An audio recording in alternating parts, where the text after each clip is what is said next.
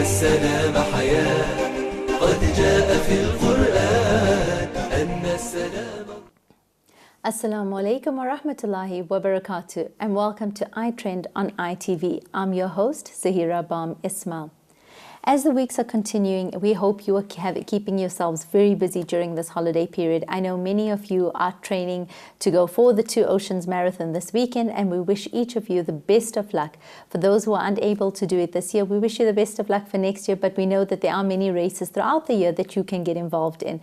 To the teams that have been on our show repeatedly, we're waiting to see how your team members do, and we look forward to your feedback and your results, and we will be chatting about it. Very often in our lives, we always think there's stereotypes of who we should be, what we should be doing, and very often associated with any Muslim girl has been this concept of cooking. And for many of us, it becomes a very laborious task where we think, oh, it's just another thing that we have to do. But recently, I've come across a group that is absolutely passionate about their food, not just about what they're cooking, but it's about how they're presenting it, what they're putting onto their tables, how the kind of ingredients that they're using, how fresh it must be. But what has stood out for me is how selfless each and every person has been in terms of sharing their passion. So one of these ladies on this group has very kindly offered to be on our show today to tell us about her journey with food. Assalamu alaikum, Raisa Muhammad Chand, and welcome to the studios. Walaikum salam, Zaheerah. It's an honor to be here today, and jazakallah for having me on your show. You are one of these fabulous ladies who not only just sees cooking as being part of her daily task, but it's something you are absolutely passionate about, like many of the ladies on this chat. Yes, that's true. My journey all began probably about 2 years ago after I had my son. I started off when I used to reside in Cape Town. I used to attend all the beautiful, fresh, organic markets, and one like the Oranje market in Cape Town. And I used to see all the fresh fruit and vegetables there, and the ones with beautiful textures, beautiful flavors and colors, and that inspired me to take a liking towards preparing meals and preparing healthy meals for my family and especially for my child. Very often we just go through the kitchen in a haphazard way. Yes. But I feel, talking from a Muslim woman's point of view, irrespective of your profession, at the end of the day, you'll always be in the kitchen, and your pride and your joy will always be in feeding your family and presenting good, wholesome food to your family. And you know, you mentioned some of these markets, and I think that's a problem about living in a city like Johannesburg. We don't always have the access or the time to manage to get to these markets. But you spoke about being in Cape Town, where you were constantly surrounded by fresh markets and organic fruits and vegetables, and that spurred it on. How are you managing to find that balance being in Johannesburg now? I think I just have to do with Oakland's fruit store. I really miss my fresh fruit markets, but there are some farm markets like the farm stall in opposite Monte Casino, which does have a few things, but not as good as the Oranje fresh fruit market. However, preparing your food, you can get fresh fruit and vegetables from any store. It's basically the task of how to put it onto your plate and how to serve it, and the manner in which you serve it. That's the most important thing for me. Also, incorporating all your food into your children's food. I feel that many mums cook separate food for their kids. Planned food, something that they wouldn't eat. In my personal opinion, it's important for mums to incorporate whatever you're eating into your child's food. That gives them a sense of belonging.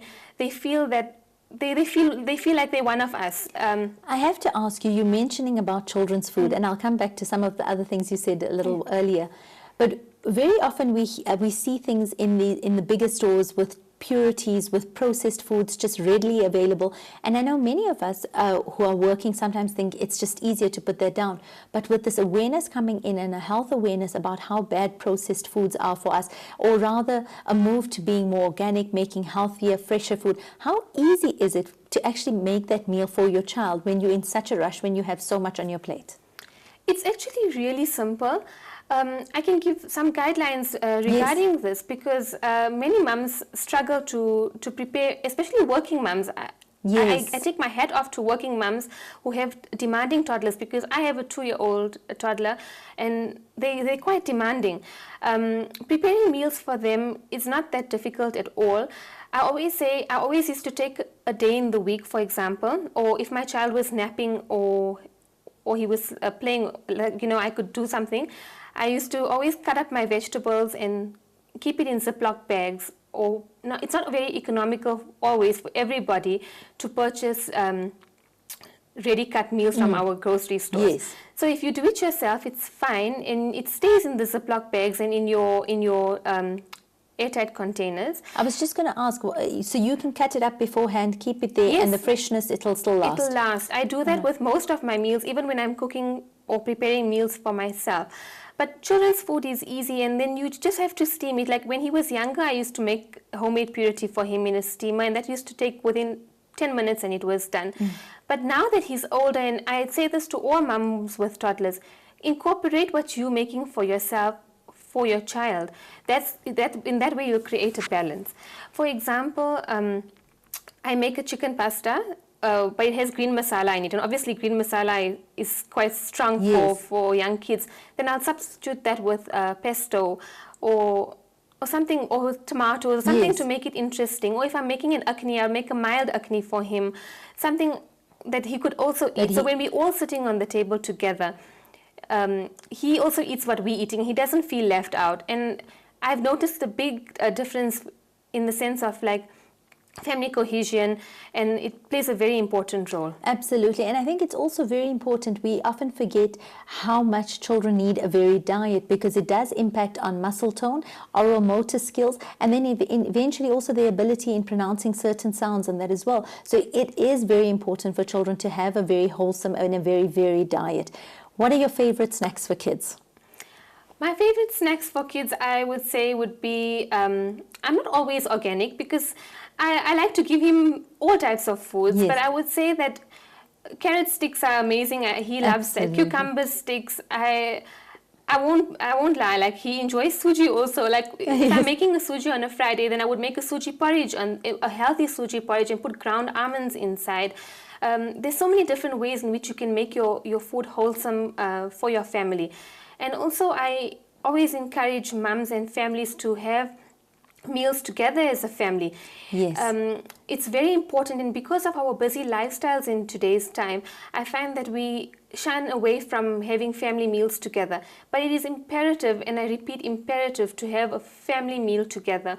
Even if you can't have a breakfast or a lunch or a supper, one meal a day, even if you have a tea together, but it creates unity, the kids feel the need to belong in the family. It creates unity. You can deal with day-to-day conflicts as well. I have to tell you, I agree with you completely on that.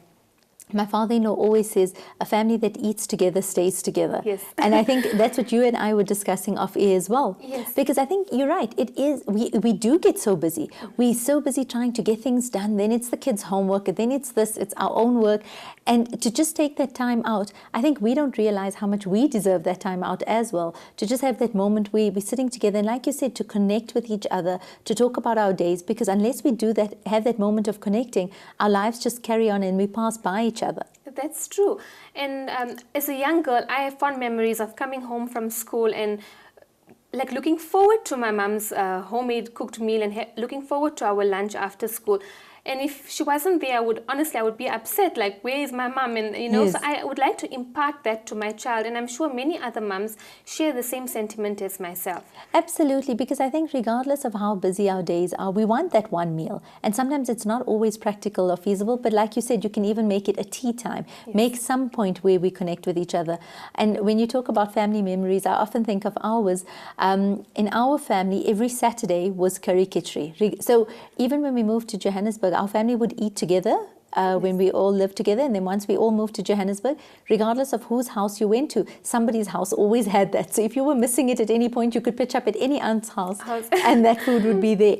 And I think food is always associated with childhood memories. Definitely.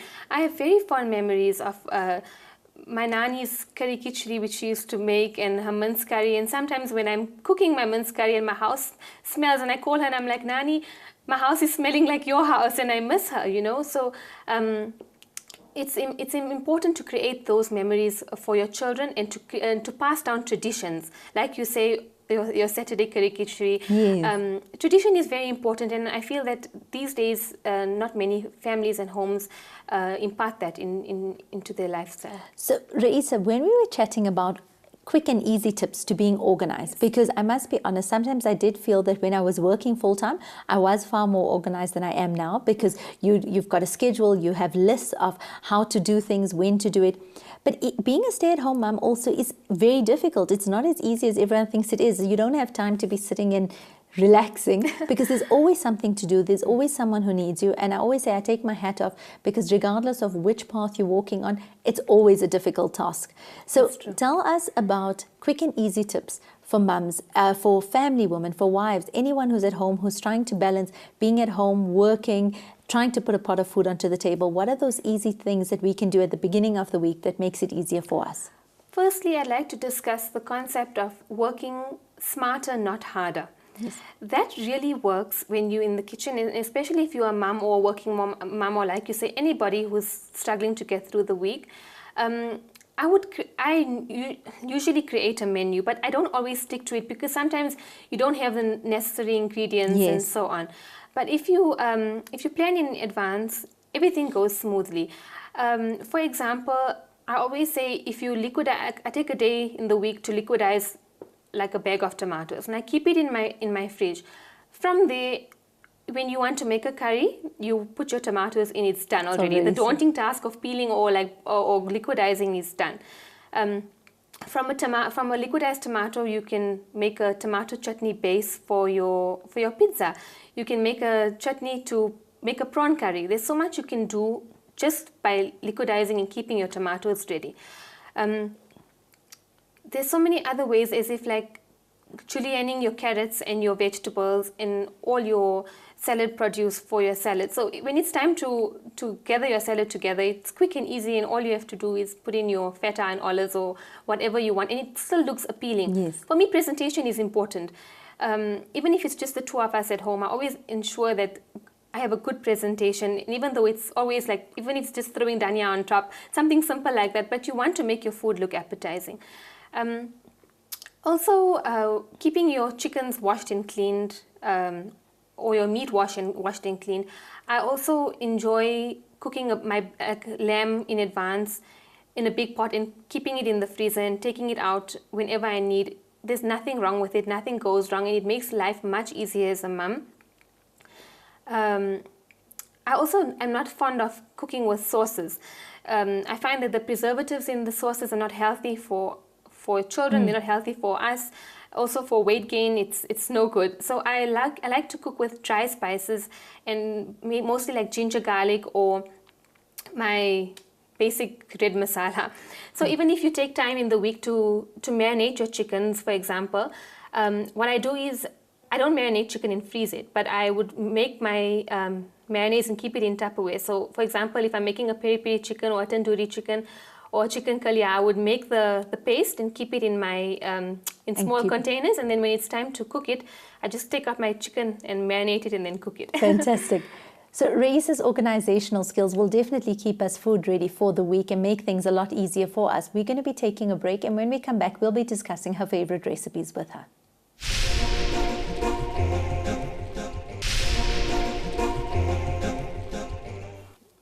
Assalamu alaikum wa rahmatullahi wa barakatuh, and welcome back after that quick ad break. We're discussing tips and tricks to keep you kitchen savvy and how to make sure that you're organized for the week ahead. Many of us struggle with making sure we've got everything ready. We come back home, there's always that last minute rush.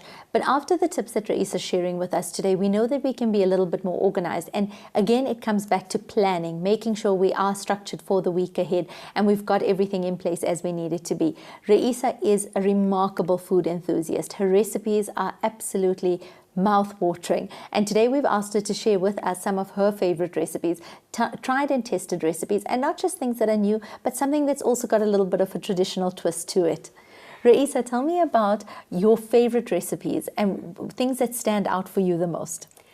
My favorite recipes are the recipes that are simple but delicious. I prefer cooking things like salmon, chicken roast, and whole beef fillet or steak or steak medallions. The reason being is that if you marinate it and you cook it, it's quick. You just have to sear it and then you put it in the oven. And while that's in the oven, getting like medium well or however you prefer it, there's so many other things you can do. You can make your side dish, for example, your mashed potato or your vegetables or whatever else you'd like to prepare.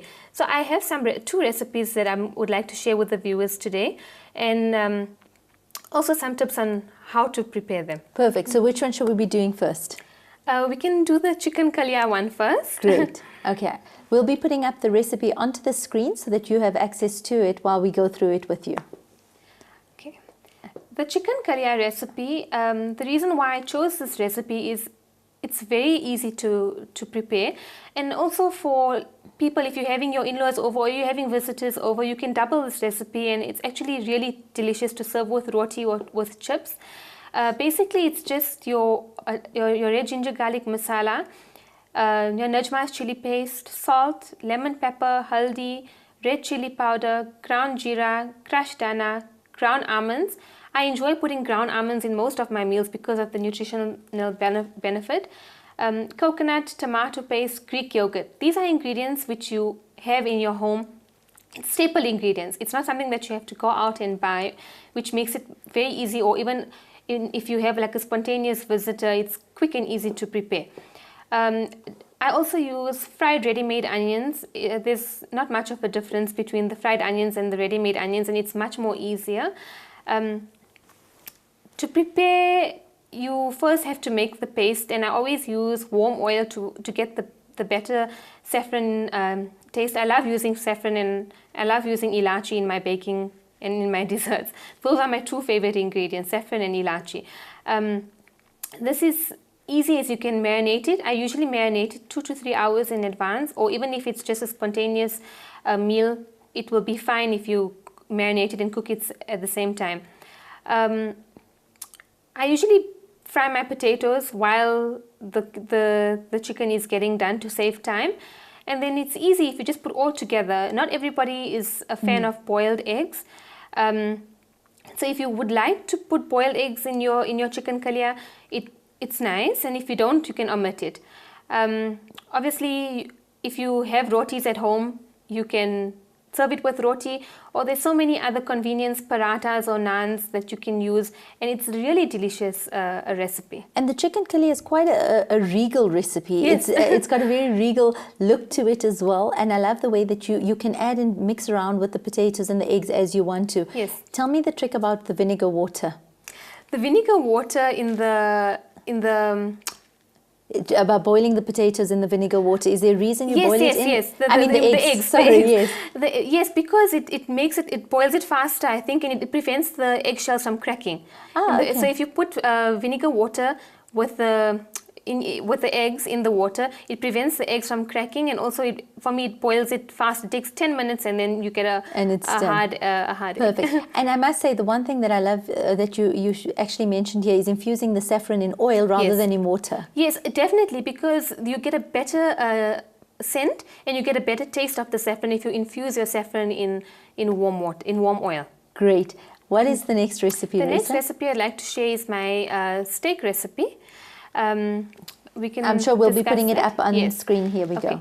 So it's the beef fillet recipe. This recipe I've established myself with trial and error, and I've got the perfect recipe. So it's a very easy recipe, and it requires fresh thyme and rosemary. So basically, it's your salt, freshly milled black pepper, lemon pepper, your mustard powder, soya sauce, Worcester sauce, a drop of brown vinegar. The drop of brown vinegar is actually to tenderize the meat and make it easier to cook. Your crushed dana, ground jeera, mayonnaise, and green masala. This green masala I'm talking about is curry masala. It's the masala that you use to make your curry khichdi and so on. So you make the paste and then you rub it into your beef fillet. sometimes I make slits in the beef fillet, so that the meat can get all the juices. It's easy for working mums and for mums at home, because all you've got to do is sear it on either side in a hot pot with butter and garlic, and then you transfer it onto a baking pan, and you can put it into the oven on 180 degrees for about 15 minutes for medium well. This recipe is a basic recipe. If you'd like to create a pepper sauce with it or a mushroom sauce, you can. I usually make a mushroom sauce with black pepper, aromat, salt, butter, and some green chili. And once that's done, I add a handful of mozzarella cheese and fresh cream to give it a boil. And I throw that after the steak is done. I don't cook it with the steak. You just throw it after. If you have any leftovers with this, it's nice because you can keep it, and the next day you can make a toasted steak sandwich, or you can make a steak panini with jalapeno and pepper dew, and there's so many things that you can do with it. You can just add some yogurt and give it one cook again to give it to your children if it's not too strong. Yogurt neutralizes everything. So even if I make something strong and I need to feed my child something, I'll put the yogurt in, and then automatically it neutralizes it, and it's fine for them to eat. It makes it easier. These recipes are absolutely amazing, because I know that you've got a neck for making sure the right flavors come in, and you've given us so many tips for it. With regards to where do you see yourself going forward, because you are becoming quite a food enthusiast, and your journey, like you are developing your own recipes, you're coming up with new things on a regular basis, and if I'm not mistaken, it's not just with food, but it's also in baking as well. Yes, I've always loved baking. And I try new things, and I think that the way forward would be to keep on trying new recipes and preparing amazing meals for my family.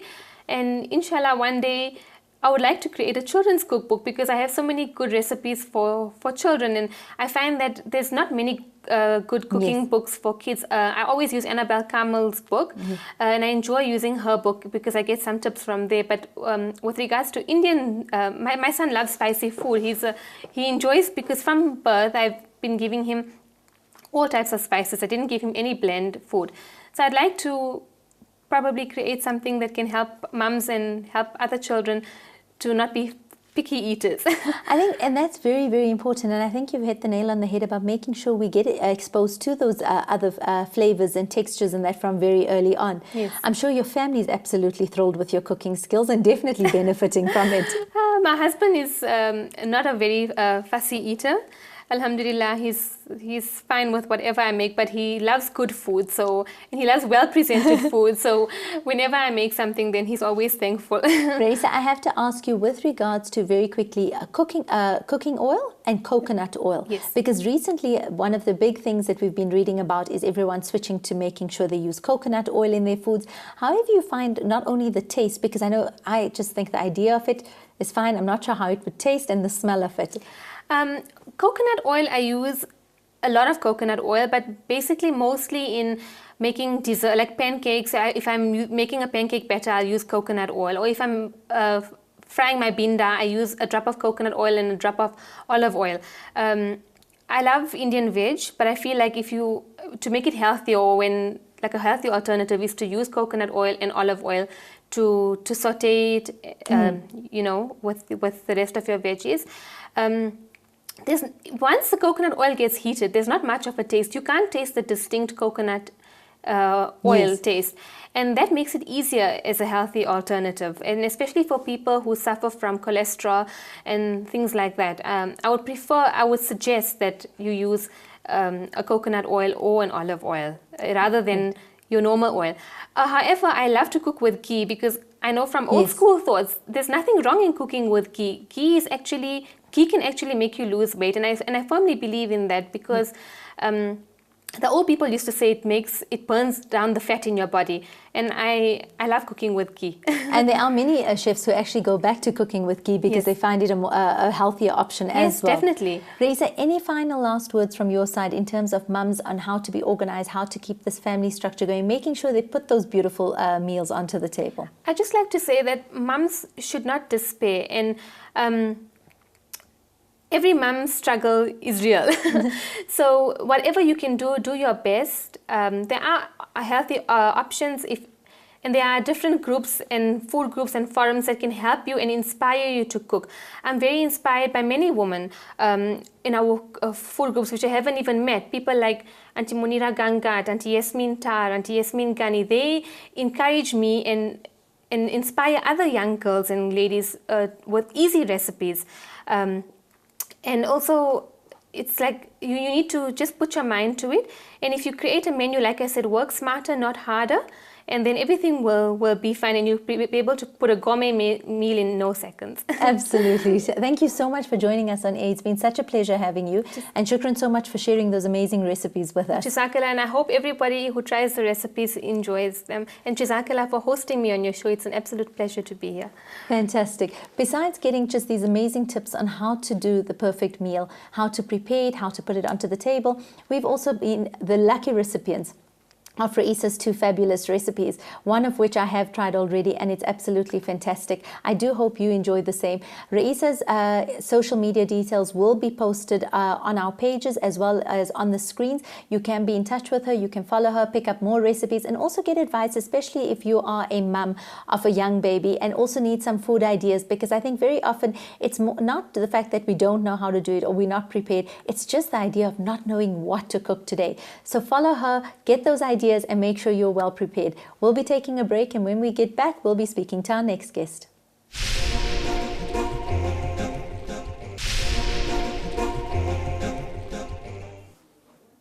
Assalamu alaikum wa rahmatullahi wa barakatuh. From going through being very organized when it comes to being kitchen savvy, we are now going to be speaking to an amazing blogger who is setting trends in her own way.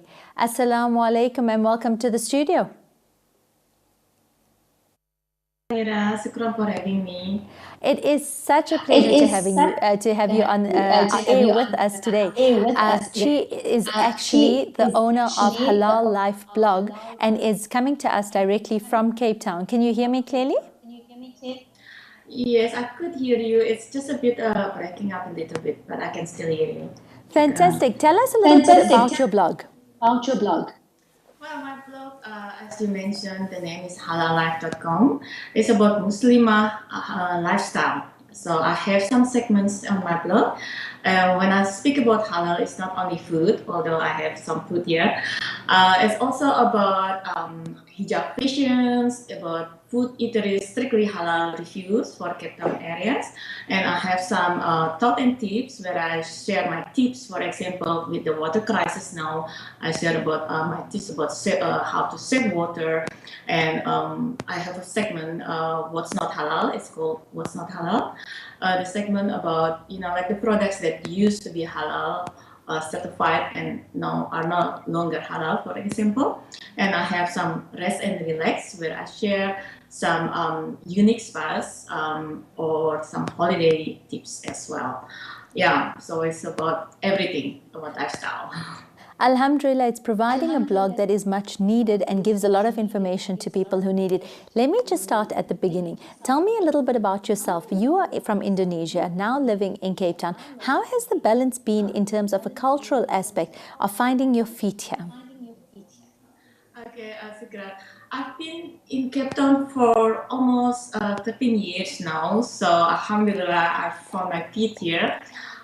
In terms of culture, I found it a bit similar because, a lot of Muslim in Cape Town as well. So yeah, Alhamdulillah, I've adjusted well here.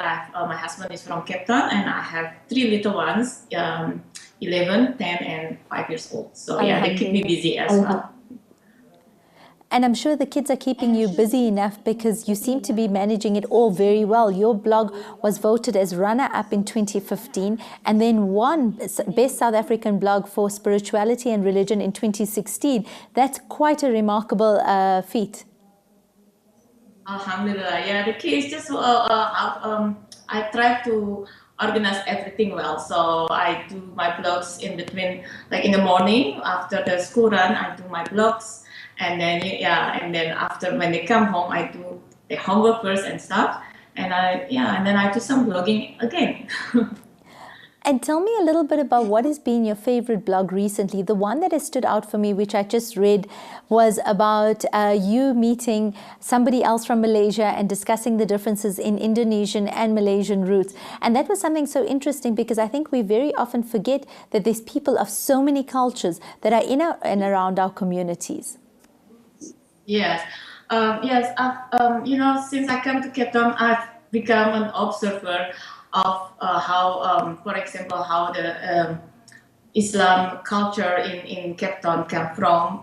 So like then I met a lot of people from different backgrounds, but they are Muslim. So yeah, so I've been observing all the difference, but we all actually have this one common, that we are all Muslim. So yeah, so it's fantastic. And Chi, from your point of view, your blog, like you said, has got a varied database. I mean, you talk about what's halal, the parts for kids. There's a huge aspect of it. How did you even get started with blogging, or deciding that this is the path you were going on?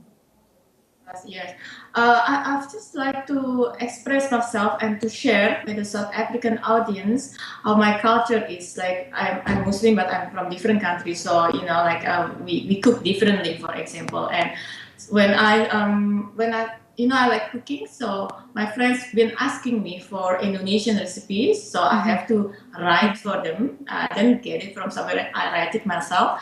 So that's how I started. I thought, okay, well, wait, if I have to send through WhatsApp one recipes to another friend and one to a different friends, why don't I just share it in a blog? And then like for the hijab fashion, for example, I share about how I do my fashion style according to my age, and then according to fashion from Indonesia as well.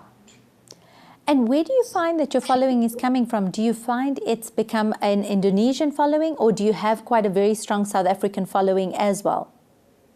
As majority is from South Africa and majority from Cape Town, because I also have the segment of halal, strictly halal Cape Town restaurant reviews. So yeah, basically Cape Town, and then some from Joburg, some from Durban, and some from Indonesia, but mostly are from South Africa, and some from America and from other countries.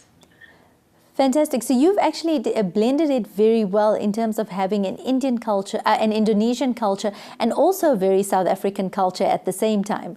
Was that a very difficult bridging for you, or did you find that you almost just fell into it itself?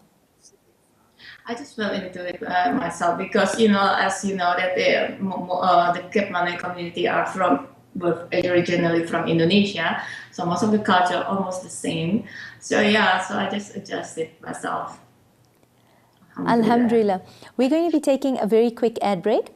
When we get back, we'll be talking a little bit more about the Halal Life blog with Chi Ismail.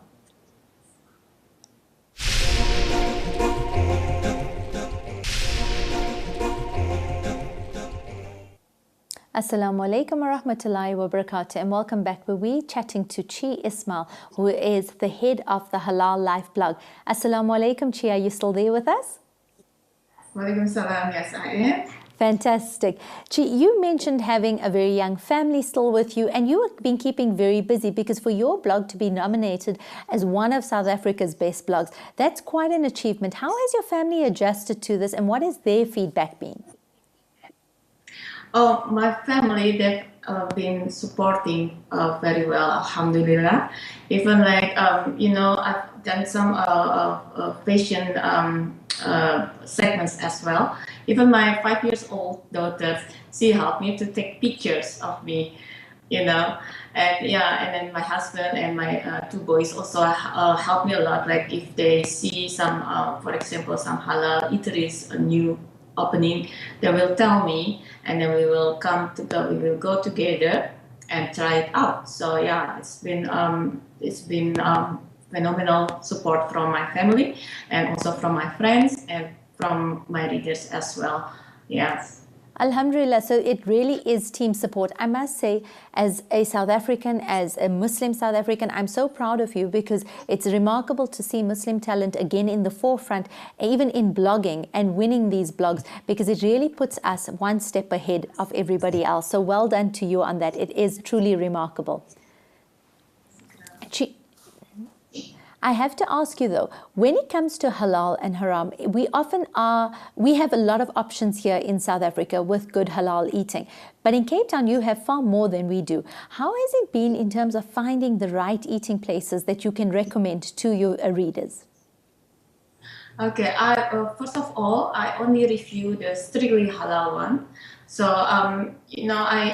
I've also in social media, in Facebook and stuff. And if I see like a new restaurant or my family told me, I will go and find out, and then I will even ask the owner, are they halal certified, for example, and if the owner are Muslims, and if the owner are Muslim or if the owner not Muslim, but they say they halal, but they don't own halal certification, I will ask where they get the meat from, the butcheries, and where they get the chicken from, and where they get all the other ingredients. So I try to make sure that everything is halal.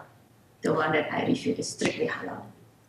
Alhamdulillah, and I think you're making our lives so much easier because you are going out, you're finding out that information and then giving it back to us. What are your top recommendations for halal restaurants? I'm assuming at the moment that it is limited to Cape Town, but we do hope that we will see you in other parts of the country where you can review restaurants for us. But at the moment, what are your top recommendations for halal restaurants in Cape Town?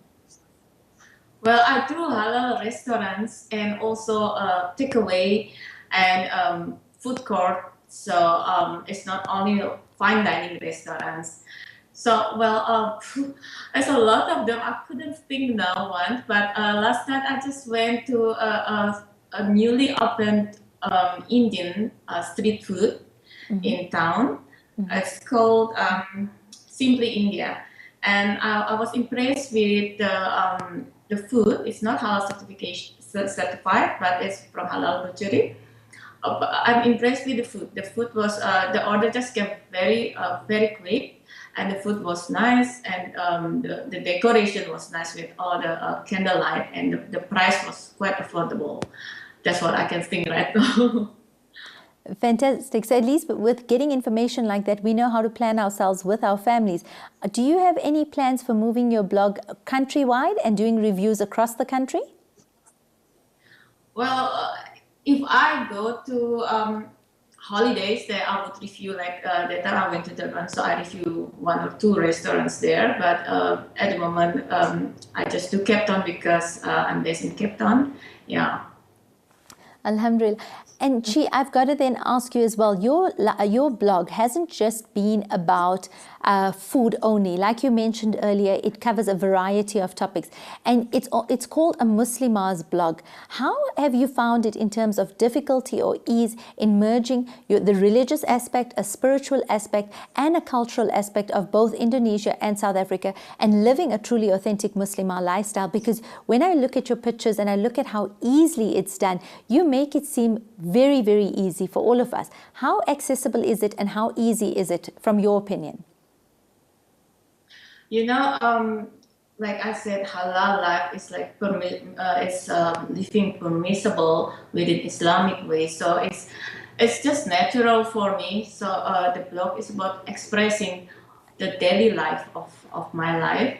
So it's also like for other bloggers that for me, the blog is the expression of the what we feel inside. You know, it's a personal expression. So if you're true to yourself and true to your religion, it's just, you know, it comes natural. Alhamdulillah. Alhamdulillah. And I love the fact that you are so proudly Muslim and in the forefront of it, because not only does it set the standard for yourself, but it also inspires so many younger people to follow suit. What is your advice for young bloggers, for people who want to come out and want to start blogging? What is your advice for them in terms of the path to follow? Okay. My advice would be you need to be authentic, you need to be original, you need to be yourself. And also, I'm quite new from in the blogging atmosphere. Also, I've started only in August 2015. But yeah, you don't compare or don't compete with other bloggers, especially the established bloggers. You need to compete and compare with yourself. Where are you now and where are you last year, for example? You need to be better, and you need to to better yourself in terms of religion and education, you need to read because blog is about writing also, the writing skills. So yeah, and then there's never too late. I started the blog at the age of 41, and I wasn't technology savvy, you know. I did it from scratch. I designed my own website. So it's all in your mind, and then you need to be, you know, that when there's a will, there's a way. So, and you need to be confident. You need to just believe in yourself. I love how you speak so much about authenticity and about finding your own space, because it's so true that, you know, if we want copies, there's enough copies to have of everything and of everyone, but we need to be real and authentic to ourselves, because there is space for every single person. And I think you've proved that in following your own authentic journey, you've made your own space and your own market. And I must disagree with you, because you said that you're not as experienced as the other bloggers, but you have already won these awards. You've found your niche market, and people are looking to you to see what is happening in Cape Town all the time and what is this halal life blog about.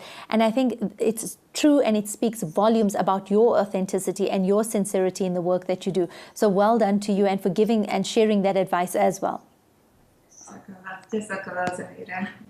Alhamdulillah. Before we close up with you, Chi, tell me what has been your favorite blog that you have done thus far? My favorite, you mean the post that I done? Yes, yes. I'm proud on my thought and tips segments, actually, because some of them needs a lot of research. For example, I do the pointers on how to apply passport and smart ID online, and also like tips on minimal holiday.